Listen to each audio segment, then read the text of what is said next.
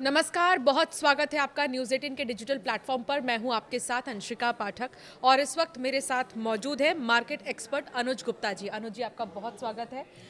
अनुज जी, क्योंकि मार्केट के बारे में हम बात कर रहे हैं और हर किसी की नज़र पिछले एक हफ्ते से गोल्ड एंड सिल्वर पर है।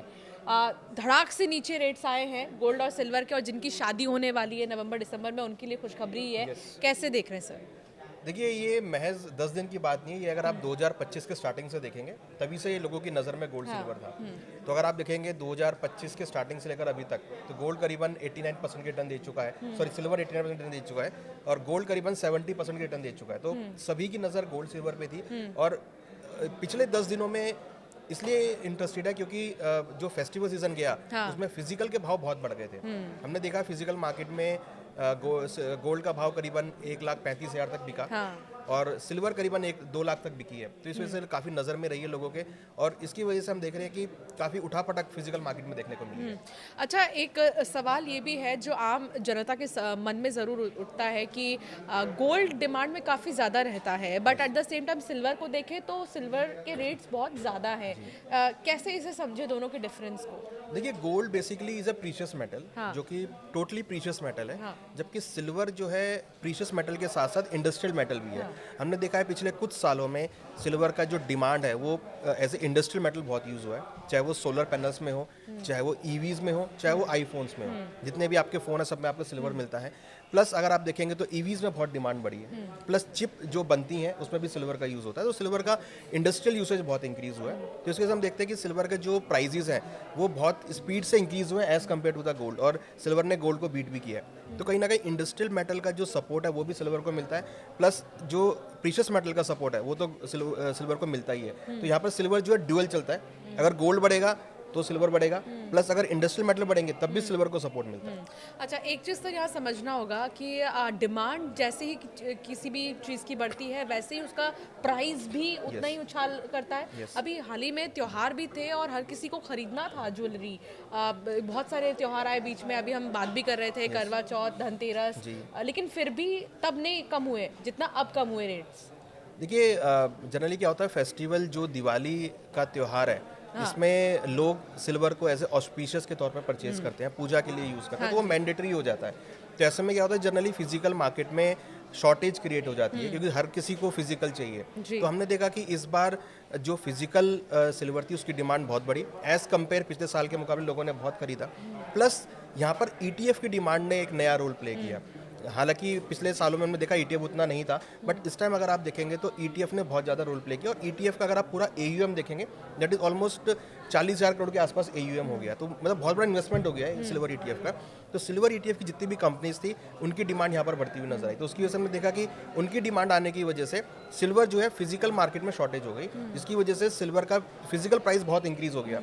जनरली अगर हम देखेंगे तो सिल्वर का जो प्रीमियम होता है वो 5 से 6,000 रुपये रहता है, बट इस बार जो प्रीमियम है वो 30,000 तक बढ़ गया था। 30,000 मतलब एमसीएक्स का प्राइस प्लस 30,000 रुपये। तो उसकी वजह से हमने देखा कि फिजिकल मार्केट में सिल्वर बहुत इंक्रीज हुआ। अभी मौजूदा रेट्स सर गोल्ड के जो हैं उनमें अगर हम मेकिंग चार्जेस को भी ऐड कर दें एक मोटा मोटी, तो कहाँ तक रेट्स जाएंगे? देखिए, अभी हमें लगता है कि क्योंकि जो आपका फेस्टिवल सीजन है वो जा चुका है, उसका प्रीमियम डाइल्यूट हो रहा है, और कहीं ना कहीं हम देख रहे हैं कि लोग अब प्रॉफिट बुक कर रहे हैं। जिन्होंने लोअर लेवल पे खरीदा था वो बुक कर रहे हैं, या जिन ज्वेलर के पास गोल्ड निचले स्तरों पे था वो वहाँ पे बुक कर रहे हैं। प्लस अब क्योंकि यूएस के अंदर इंटरनेशनल मार्केट में फाइनेंशियल ईयर की क्लोजिंग होने वाली दिसंबर में, तो जितने भी आपके हेज फंड्स हैं, जितने भी इन्वेस्टमेंट फंड्स हैं या असेट मैनेजमेंट कंपनीज हैं, वो अपने पोजीशन यहाँ पे बुक करेंगी। तो हम देख रहे हैं, हमें लगता है कि आने वाले 2 महीने काफ़ी कंसोलिडेट करेंगे और आने वाले 2 महीनों में आपको कुछ गिरावट जो है यहाँ पर देखने को मिल सकती है। हालांकि हमने पिछले अगर हम बात करें 6 दिनों के अंदर गोल्ड में करीबन $500 की गिरावट आ चुकी है इंटरनेशनली, और सिल्वर के अंदर करीबन ऑलमोस्ट $9 से $10 की गिरावट आ चुकी है। तो गिरावट यहाँ पर बढ़ी हुई है, मगर हमें लगता है कि अभी कुछ और गिरावट यहाँ पर आ सकती है क्योंकि 2 महीनों में कुछ ज़्यादा डिमांड नहीं है, कोई फेस्टिवल नहीं है। हाँ, शादी का सीजन ज़रूर है जहाँ पर मुझे लगता है कि कुछ खरीदारी यहाँ पर आपको देखने को मिलेगी, मगर फिलहाल लग रहा है कि जो इन्वेस्टमेंट डिमांड है वो शायद यहाँ पर आपको कुछ नल होती हुई दिखाई देगी। सर, पहले के मुकाबले क्योंकि आप एक एक्सपर्ट हैं और आपने बहुत market up and down situations में भी देखा है, आपने कंपेयर भी किया होगा, क्या पहले के मुकाबले सोना खरीदना आसान हुआ है या मुश्किल हो गया है? आप इसको कैसे कंसिडर करेंगे? पहले जो आसानी से लोग मार्केट में जाते थे और सोच कर रखते थे कि हमें इस फेस्टिवल में ये चीज़ें खरीदनी है, तो अब लोग सोचना भी छोड़ दिए हैं। देखिए अगर हम बात करें प्राइस की तो डेफिनेटली महंगा तो हुआ है। इवन पिछले साल के मुकाबले इस साल में ही गोल्ड का भाव करीबन 70% महंगा हो गया है। और सबसे बड़ी बात क्या है कि प्राइस जो गोल्ड का फ्लक्चुएशन है वो इतना फास्ट है कि 1 घंटे में ही रेट बहुत चेंज हो जाते हैं। पहले क्या होता था कि आप घर से अगर आप चल रहे हैं तो आपको पता है कि ये रेट आपको मिलेगा, तो शॉप तक वो रेट मिलता था। बट अब ये कंफर्म नहीं है कि आप घर से कुछ और रेट सोच के चल रहे हैं, हो सकता है कि वहाँ तक जाते थे कुछ और चेंज हो जाए। तो ये थोड़ा चेंज हुआ है। हालांकि जो वेन्यूज़ हैं गोल्ड इन्वेस्टमेंट के बहुत सारे आ गए हैं। अब गोल्ड ETF के थ्रू आप ले सकते हैं। आप फिजिकल गोल्ड तो लेते ही थे, प्लस आप गोल्ड के अंदर ट्रेडिंग भी कर सकते हैं। अगर आप इक्विटी मार्केट में ट्रेडिंग कर रहे हैं निफ्टी या बैंक निफ्टी में, तो उसकी तरह भी आप ऑप्शंस में ट्रेडिंग कर सकते हैं गोल्ड की। प्लस आप सोवरेन गोल्ड बॉन्ड तो था ही मार्केट में, बट आप गोल्ड ETF के थ्रू, फिजिकल ETF के थ्रू, इवन डिजिटल गोल्ड के थ्रू भी आप खरीदारी कर सकते हैं। तो बहुत सारे एवेन्यूज़ आ गए हैं जिसकी वजह से डिमांड बहुत इंक्रीज़ हुई है। बट हाँ, प्राइस को लेके थोड़ा अनसर्टेन जरूर हुआ है क्योंकि प्राइस बहुत स्पीड से चेंज हो रहे हैं। डिमांड सप्लाई जो फैक्टर है वो यहाँ पे बहुत रोल प्ले कर रहा है। जैसा कि अभी आपने कहा कि अभी 2 महीने तो थोड़ा ऐसे ही रहने की उम्मीद है गोल्ड की रफ्तार को, लेकिन बीच में जो ड्रास्टिक हाई हुआ था गोल्ड, आपने बताया 1,30,000 के ऊपर चला गया था, उसके पीछे के क्या रीजन थे सर? क्योंकि कुछ लोग कंसिडर कर रहे हैं वॉर लाइक सिचुएशन जो अभी है, रशिया यूक्रेन, दूसरी तरफ डोनाल्ड ट्रंप का जो टैरिफ वॉर है, बहुत सारे रीजंस लोग जो कैलकुलेट कर रहे हैं। आप कैसे देखते हैं इसको? देखिए, उसके पीछे एक रीज़न था कि US की गवर्नमेंट शटडाउन हुई थी। अभी 1 महीना पहले शटडाउन हुई थी और वो भी शटडाउन में चल रही है। प्लस यहाँ पर US का जो फेडरल रिजर्व है उन्होंने इंटरेस्ट रेट कट किए थे जी, जो कि अब आने वाली मीटिंग है वहाँ पर भी शायद इंटरेस्ट रेट कट करेंगे। तो ये बहुत करंट फैक्टर्स थे जिसकी वजह से गोल्ड के प्रीमियम इंक्रीज हो गया था। प्लस फेस्टिवल डिमांड, तो हमने देखा कि फेस्टिवल डिमांड के चलते US गवर्नमेंट जो है वो शटडाउन हुई, उसके चलते प्लस सेंट्रल बैंक से इंटरेस्ट रेट कट किए उसके चलते, तो ये 3 बड़े बड़े ऐसे फैक्टर हुए जिसकी वजह से गोल्ड के प्राइस बहुत जल्दी शूट अप हो गए। प्लस जो गोल्ड US का डॉलर है वो गिर गया नीचे, जो US की बॉन्ड यील्ड थी वो करेक्ट हो गई, तो उसकी वजह से कहीं ना कहीं जो इन्वेस्टमेंट डिमांड है वो आपकी गोल्ड में शिफ्ट हो गई। तो हमने देखा कि उसकी वजह से बहुत स्पीड से गोल्ड के भाव इंक्रीज हो गए जो कि एक आम पब्लिक नहीं समझ पाई, और कहीं ना कहीं वो उसमें ट्रैप हो गई कि भाई रेट क्यों बढ़ गए, या वो नहीं खरीद पाए, या उन्होंने हाईयर रेट पे परचेज कर लिया। तो जैसी फेस्टिवल खत्म हुआ वो सारा जो है प्रीमियम फेस्टिवल का वो यहाँ पर डाइल्यूट हो गया। मैं एक न्यूज़पेपर में एक एडिटोरियल पेज पढ़ रही थी, तो उसमें एक एडिटर ने लिखा था फॉर गोल्ड कि मैं जब छोटा था तो मैं ये सोचता था कि मैं जब कमाने लगूंगा तो ज़मीन में इन्वेस्टमेंट करूंगा ताकि जब तक मेरा रिटायरमेंट पीरियड आए तो मैं उस ज़मीन में चीज़ों को बिल्ड करके पैसे कमाऊंगा। लेकिन अब जिस रफ्तार से गोल्ड बढ़ रहे हैं तो मैं ये सोचता हूँ कि मुझे बचपन से गोल्ड में ही पैसा इन्वेस्ट करना चाहिए था ताकि उससे ज़्यादा मुझे फ़ायदा हो सके। किस चीज़ में इन्वेस्ट करना ज़्यादा बेटर होगा सर? अब आज के समय में ज़मीन ज़्यादा सही है या फिर गोल्ड? देखिए, दोनों का अलग अलग महत्व है। हाँ। अगर आप प्रॉपर्टी में लगा रहे हैं तो प्रॉपर्टी के साथ एक इशू ये आता है कि आप उसको जब मर्जी चाहे नहीं बेच सकते। हाँ। मान लीजिए आपको अगर कहीं शिफ्ट होना है तो आप उस जमीन को लेकर नहीं शिफ्ट हो सकते। ठीक है, गोल्ड के साथ क्या एक बेनिफिट है कि आप उसको जब मर्जी आप बेच सकते हैं। आप चाहे रात को भी, आपको जब बेचना, आप ज्वेलरी शॉप पे जाइए, इवन आप किसी भी कंट्री में हो, आप अगर आपके पास गोल्ड का कोई भी ऑर्नामेंट है आप उसको बेचकर कैश ले सकते हैं। प्लस गोल्ड को आप कहीं भी रखकर ट्रैवल कर सकते हैं। अगर आपके पास एक टुकड़ा जमीन का है उसका ट्रैवल नहीं कर सकते, बट आपके पास अगर 1 किलो गोल्ड की बार है तो आप उसको कहीं भी कैरी कर सकते हैं। तो ईजी कैरी करना है। प्लस ये एक ऐसा प्रोडक्ट है जो पूरे world wide as a currency आप इसको यूज़ कर सकते हैं। तो गोल्ड के बेनिफिट बहुत सारे हैं। सिर्फ एक इशू क्या, उसको रखने का प्रॉब्लम है कि आप उसको कहाँ कैरी करेंगे, उसको आप कहीं चोरी ना हो जाए, वो एक माइंड में रहता है। बट अगर आपको किसी को इन्वेस्टमेंट स्टार्ट करना है तो मेरा ये राय है कि अगर आप इन्वेस्टमेंट करना चाह रहे हैं तो आप एटलीस्ट अपने टोटल इन्वेस्टमेंट का 10 से 15% आप गोल्ड सिल्वर में ज़रूर रखें। इसका एक पीछे रीज़न ये है कि अगर कहीं भी कुछ गड़बड़ी होगी, मीन्स कहीं भी अगर अटैक होगा, वॉर होगा, कोई भी पॉलिसी चेंज होगा, कोई भी पॉलिटिकली अनस्टेबिलिटी होगी, तो गोल्ड आपके पोर्टफोलियो को सपोर्ट करेगा। तो अगर आप 100 रुपये अपनी इन्वेस्टमेंट कर रहे हैं तो उसमें 15 रुपये अगर आप गोल्ड में डालते हैं तो पूरे 85 रुपीज़ को सपोर्ट कर देगा। अच्छा सर, क्योंकि बात तो ये कि गोल्ड को हम कहीं भी इजीली कैरी कर सकते हैं और बेच सकते हैं, लेकिन कई बार ऐसा होता है कि हम अपने जो पर्सनल ज्वेलर्स है वहाँ से सामान खरीदते हैं, लेकिन जब तक हम उसे किसी ब्रांडेड जगह लेकर जाते हैं तो वहाँ प्राइस डिफरेंस आ जाता है। तो सवाल ये है कि हम अगर सोना खरीदें तो अपने लोकल ज्वेलरी वाले से खरीदें या फिर जाकर किसी ब्रांड से खरीदें? देखिए, ये अपनी अपनी इच्छा पे डिपेंड करता है, क्योंकि अगर आप किसी ब्रांडेड पे जाएंगे तो जनरली देखिए गोल्ड में जो गेम होता है वो मेकिंग चार्जेस का होता है। अगर आप किसी टॉप ब्रांड के पास जाएंगे तो आपको प्योरिटी अच्छी मिलेगी और वहाँ पे आपको हाई थोड़ा सा मेकिंग चार्जेस भी मिलेगा। बट अगर आप लोकल ज्वेलर पे जाते हैं तो वहाँ पर आपको लोकल में आपको कम जो है मेकिंग चार्जेस मिलता है, बट कहीं ना कहीं थोड़ा सा एक क्वेश्चन रहता है कि भाई क्वालिटी कैसी होगी, बट आजकल सभी ज्वेलर आपको सर्टिफिकेट भी देते हैं, तो बेटर है कि अगर आपको कहीं पर भी कॉस्ट कम मिल रही है, अगर आपको सर्टिफिकेट मिल रहा है क्वालिटी का, तो आप वहाँ से ले सकते हैं। अच्छा, कई लोग ये सोचते हैं कि चलो ब्रांड से ही ले लेते हैं, कोई बात नहीं, 15-18% मेकिंग चार्जेस है, लेकिन एटलीस्ट सही तो है। लेकिन जब आप एक इन्वेस्टमेंट पर्पस से कोई चीज़ खरीद रहे हो, तो मेकिंग चार्जेस जितना कम हो सके उस पर लेना बेटर है या फिर ट्रस्टवर्दी जगह से? देखिए, ज्वेलरी इन्वेस्टमेंट नहीं है। हाँ। अगर आप इन्वेस्टमेंट के पर्पज से ज्वेलरी ले रहे हैं, दैट इज नॉट इन्वेस्टमेंट, क्योंकि ज्वेलरी हमेशा डेड इन्वेस्टमेंट होती है, वो आप उसको वापस नहीं बेचते हो। ठीक है, अगर आपको गोल्ड के अंदर इन्वेस्टमेंट करना है, तो या तो आप गोल्ड का कॉइन लें, या फिर आप रॉ गोल्ड लें जो कि आप बार में से कटवा के लें, क्योंकि उसमें आपको मेकिंग चार्जेस नहीं पे करना है। ठीक है, या फिर आप डिजिटल गोल्ड परचेज करें, या फिर आप गोल्ड ETF परचेज करें जहाँ पर आपको मेकिंग चार्जेस नहीं देना है। अगर आप ज्वेलरी ले रहे हैं तो वो केवल यूज़ के लिए है, तो ज्वेलरी कभी भी इन्वेस्टमेंट नहीं होता है। Jewellery is a dead investment कि आपने ले लिया और लॉकर में बंद करके रख दिया।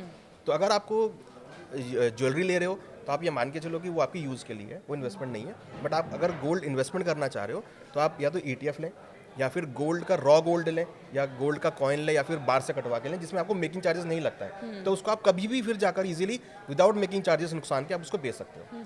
सर, मैं अच्छे से मुझे वो ईयर याद नहीं है, लेकिन 2010 के पहले ऐसा हुआ था कि अचानक से रेट्स बहुत तेज़ी से बढ़े थे गोल्ड के, और फिर धड़ाक से कम भी हो गए थे।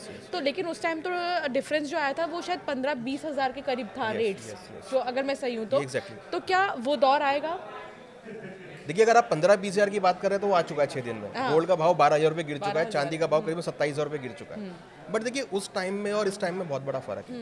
फर्क ये है कि उस टाइम पे सेंट्रल बैंक्स उतनी जम के खरीदारी नहीं कर रहे थे। हाँ। इस टाइम पे सेंट्रल बैंक्स खरीदारी कर रहे हैं। प्लस उस time gold ETF, silver ETF नहीं था। आज के टाइम में आपके पास गोल्ड और सिल्वर ETF है। तीसरा पॉइंट कि जो जियोपॉलिटिकल कंसर्न्स हैं वो यहाँ पर बहुत सारे हैं। हमने प्री कोविड और कोविड में ये डिफरेंस देखा है कि लोगों की इन्वेस्टमेंट करने का तरीका चेंज हो गया। हमने देखा कोविड के टाइम पे लोग उतना एग्रेसिव नहीं थे, बट कोविड के बाद लोगों ने देखा कि भाई आप डिजिटली जितना इन्वेस्टमेंट करेंगे उतना बेनिफिट होगा, क्योंकि आपको अगर कहीं ट्रैवल करना है, आपको कहीं शिफ्ट होना है, आपने अगर जमीन में पैसा लगा रखा है तो आप उसको नहीं यूज़ कर सकते, आपको किसी भी रेट में बेचना पड़ेगा। बट आपके पास अगर डिजिटली एसेट है, मीन्स आपने अगर इक्विटी में डाला हुआ है तो that is also a good.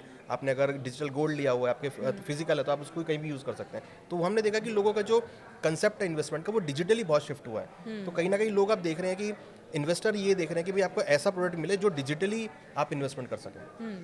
तो ये गोल्ड और सिल्वर को लेकर बातचीत का सिलसिला चल रहा था। और एक आखिरी सवाल सर, ये कि अभी तक तो रशिया यूक्रेन का वॉर रुका भी नहीं है, और डोनाल्ड ट्रंप के ट्रेड वॉर की बात करें, अगर टैरिफ जो लगातार वो लगा रहे थे, जिसका विरोध भी कई सारे कंट्रीज़ ने किया, अभी तक वो भी बहुत ज़्यादा शांत नहीं हुआ है। ऐसे में गोल्ड के रेट्स को कम होना हम कैसे देखें, क्योंकि एक फैक्टर तो ये भी था। देखिए, बिल्कुल जैसे ट्रेड वॉर का हमने सुना कि भाई US चाइना का ट्रेड वॉर कुछ प्रोग्रेस में है, इंडिया भी उसमें है कि भाई प्रोग्रेस में, तो एक कहीं ना कहीं जो अनसर्टेनिटी का प्रीमियम था वो भी कम हुआ कि भाई चलो अब ट्रेड वॉर खत्म होगा तो आपका अनसर्टेनिटी खत्म होगा, तो हमने देखा उसका प्रीमियम कम हो गया। हमें लगता है कि इसकी वजह से अभी कुछ और गोल्ड में गिरावट आ सकती है, बट ये गिरावट जो है ना एक मौका होगा खरीदारी करने के लिए, क्योंकि हमें ये लगता है कि अगर आप एक लॉन्ग टर्म इन्वेस्टमेंट बना के चल रहे हैं, अगर आपका व्यू है लॉन्ग टर्म, अगर आप 3 से 5 साल का व्यू लेके चल रहे हैं, तो आप गोल्ड में इन्वेस्टमेंट करें। छोटी छोटी क्वांटिटी में एक फ्लो बना के चले कि आपको हर महीने 1 ग्राम 2 ग्राम करके बाय करना, तो आपको लंबी अवधि में अच्छे रिटर्न मिलेंगे। हाँ, एक ज़रूर आप इस पे ज़रूर बताइएगा कि अगर किसी को भी काम, मैं कहती हूँ बहुत हाई प्रोफाइल व्यक्ति नहीं, बहुत एक आम घर से आने वाला व्यक्ति, मिडिल क्लास फैमिली या उससे भी नीचे क्लास का फैमिली, अगर वो चाहता है कि अपनी चीज़ों को वो संजोए, तो वो कैसे आगे बढ़े, उसके लिए एक टेक्निक कोई हो? देखिए, गोल्ड और सिल्वर में आप एक फ्लो बना के चलें। आप एक साथ सारा पैसा ना डालें। आप एक SIP का फॉर्म यूज़ करें कि भाई आपको हर महीने कुछ कुछ क्वांटिटी बाय करनी है। आप हर महीने आप 1 ग्राम 2 ग्राम 5 ग्राम 10 ग्राम की आप क्वांटिटी को बाय करके चलें। जब जब करेक्शन आए तब आप बाय करके चलें, बट आपको एक इन्वेस्टमेंट फ्लो बनाना पड़ेगा कि मेरा ये टारगेट है कि मैं 3 से 5 साल में उसका व्यू बना के चलूँ। हो सकता है कि आपको वो रिटर्न बहुत जल्दी मिल जाए, बट अगर आप एक लंबी अवधि का बना के चलेंगे तो आपको डेफिनेटली वहाँ पे अच्छे रिटर्न्स देखने को मिलेंगे। और अगर आप उसके अलावा कहीं और भी इन्वेस्टमेंट करेंगे तो वो भी आपका हेज हो जाएगा। तो gold basically is a product of hedging, product of investment, not for trading. Means अगर आप सोच रहे हैं कि जैसा रिटर्न इस साल मिला है वैसा मिले, वो पॉसिबल नहीं है। बट ये कि अगर आप एक लॉन्ग टर्म लेके चलेंगे तो आपको अच्छे रिटर्न्स मिलेंगे। 9 कैरेट गोल्ड को लेकर बहुत पॉजिटिव साइंस आ रहे हैं, तो उसको कैसे देखा that is again part of jewellery. हाँ। अगर आप 9 कैरेट का गोल्ड ले रहे हैं तो आप ज्वेलरी ले रहे हैं बेसिकली। तो आप एक तो आपको सिर्फ 9 कैरेट का गोल्ड मिलेगा, ठीक है। उसके अंदर आपको 9 कैरेट की प्योरिटी ये मिलेगी। मिथ है लोगों के अंदर कि सोना तो सोना है, 18 कैरेट का लो, 22 कैरेट का लो, लेकिन एक तरह से हमने थोड़ा सा अच्छी जगह लगा दिया। देखिए 9 वो कैरेट तो क्या आप वर्थ इट है? 9 हाँ कैरेट। आप जो 9 कैरेट लेंगे आप उसकी पेमेंट भी उतनी करेंगे। हाँ। ठीक है, अगर आप 9 कैरेट की ज्वेलरी ले रहे हैं तो पेमेंट भी आपकी 9 कैरेट की पेमेंट होगी, तो उसमें कोई प्रॉब्लम नहीं है, वो भी आपका गोल्ड में इन्वेस्टमेंट है। तो अगर आपको लगता है कि आपको कम गोल्ड में इन्वेस्टमेंट करना है, 9 कैरेट का आप ले सकते हैं। ठीक है, तो वहाँ पर वो भी आपका इन्वेस्टमेंट गोल्ड में ही जा रहा है। बट अगेन मैं वो कह रहा हूँ कि अगर आपको इन्वेस्टमेंट करना है तो आप ज्वेलरी की तरफ मत देखिए, क्योंकि ज्वेलरी से डेड लोग क्या करते हैं कि इन्वेस्टमेंट के नाम पे ज्वेलरी ले लेते हैं। हाँ। बट क्योंकि उसका आप बेच नहीं पाओगे तो उसका क्या फायदा है। तो अगर आपको इन्वेस्टमेंट करनी है तो आप रॉ गोल्ड लें, गोल्ड के कॉइन लें, या फिर गोल्ड ETF में पैसा डालें, जिससे कि आप उसको बेच सकें टाइम आने पर, क्योंकि ज्वेलरी आप नहीं बेच पाएंगे। बहुत तरीके हैं जहाँ पर हम सेव कर सकते हैं, इन्वेस्टमेंट कर सकते हैं, और किस तरीके से ये हम आपको बता रहे थे। और साथ ही अगर आप सोच रहे हैं कि आप गोल्ड खरीदें तो कब खरीदना आपके लिए सही होगा, ये भी हमने आपको बताया। और अभी हाल ही में इन दिनों बहुत उछाल और बहुत ज़्यादा चेंजेस गोल्ड और सिल्वर के प्राइस में हमने देखा, जिससे आपकी जेब पर सीधा असर पड़ेगा, उसको विस्तार से हम बता रहे थे। अगर आपके कोई सवाल हो तो हमसे ज़रूर कमेंट कर पूछें।